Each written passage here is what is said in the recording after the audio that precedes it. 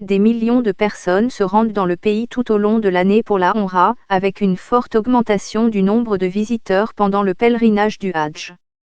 Le pays a également interdit aux visiteurs de se rendre dans les pays où le nouveau coronavirus s'est propagé. Le président indonésien respecte l'interdiction de la Mecque, mais demande une dérogation. Le président indonésien Joko Widodo a déclaré qu'il respecte la décision du gouvernement saoudien d'interdire aux étrangers d'entrer dans le pays pour des visites religieuses. Nous respectons et apprécions le fait que le gouvernement saoudien donne la priorité à la santé de la population, a déclaré M. Widodo.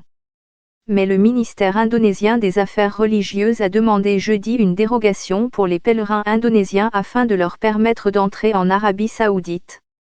Nous avons demandé une exemption, par voie diplomatique, parce que l'Indonésie n'est pas exposée au coronavirus, a déclaré Arfi Hatim, directeur de la Umrah et du Hadj spécial au ministère des Affaires religieuses, à Kalistasia Wijaya de la BBC Indonésie. Le pays n'a actuellement aucun cas connu de coronavirus, bien que les experts aient exprimé des inquiétudes quant à la précision des tests de laboratoire en Indonésie. Le pays accueille des millions de visiteurs musulmans tout au long de l'année avec un pic pour le pèlerinage du Hadj, qui doit commencer cette année en juillet.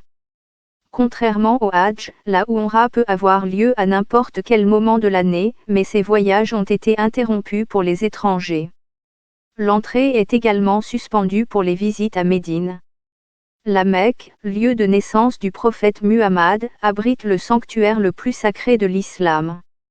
C'est à Médine qu'il est enterré. Le ministère des Affaires étrangères a déclaré que les suspensions étaient temporaires mais n'a pas dit quand elles prendraient fin. Les touristes non religieux en provenance de pays où des infections à coronavirus ont été signalées se verront également refuser l'entrée sur le territoire, ont déclaré les responsables, mais sans préciser quel pays. L'Arabie saoudite a déclaré cette semaine que 400 000 visas de tourisme avaient été délivrés depuis octobre.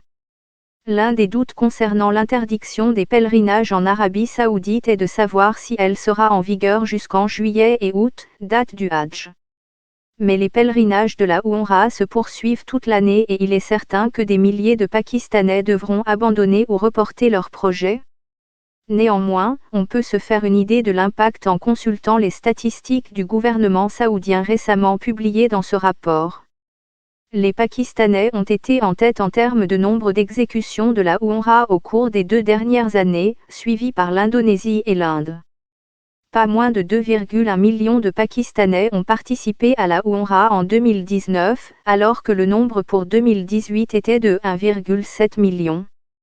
De janvier à juin 2019, 1,6 million de personnes ont participé à la Umrah, soit une moyenne de plus de 8 900 personnes par jour.